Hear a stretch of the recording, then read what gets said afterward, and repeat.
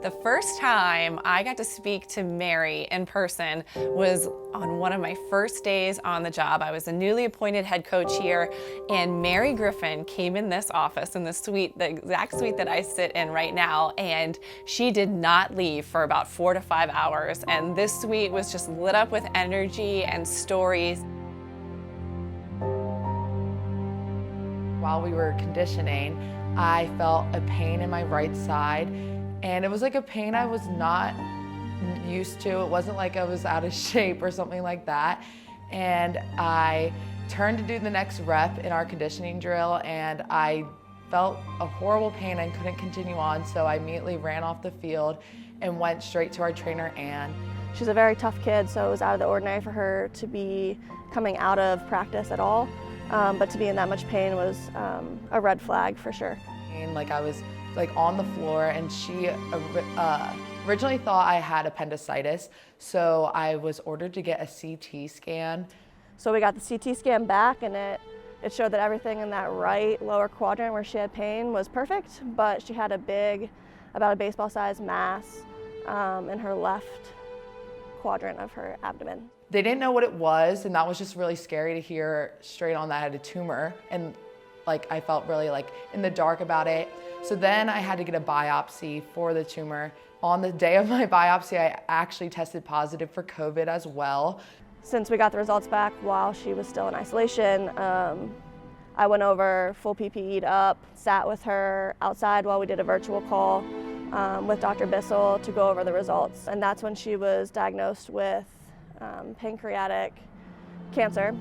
Obviously, super difficult to be told that you have cancer in the first place, but to now be doing it on a Zoom call with your parents on FaceTime because they can't be with you was something that I definitely felt fortunate to be able to be there with her during that time and support her.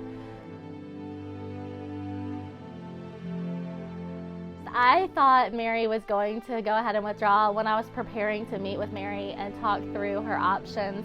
Let's go ahead and figure out what this means for graduation down the road, and what does taking a semester off look like. Let's take care of your health first.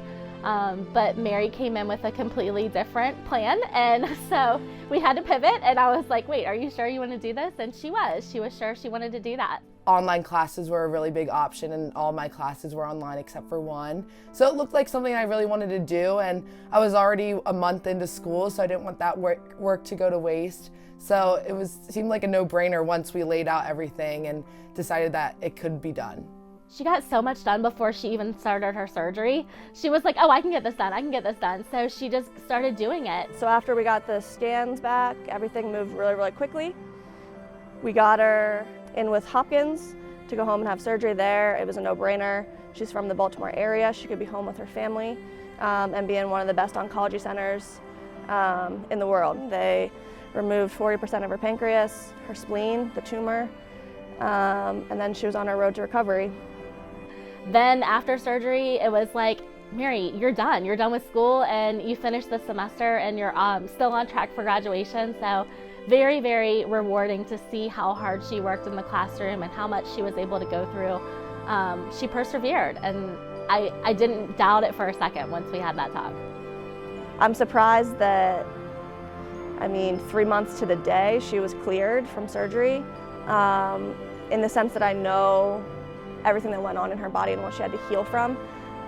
So from a medical stance, I was very surprised. From a knowing Mary and how hard she works, and when she gets something in her head, she won't take no for an answer. That part was not surprising, that she was determined to get cleared exactly at 3 months post-op. I cannot put enough emphasis on how thankful I am for the lacrosse program here, from the coaches, from the staff, from my teammates. I could not have gone through it without them. They made me feel so loved, so special. And they are just a giant family, and I really do not think I would have gotten through what I had gone through without them, truly.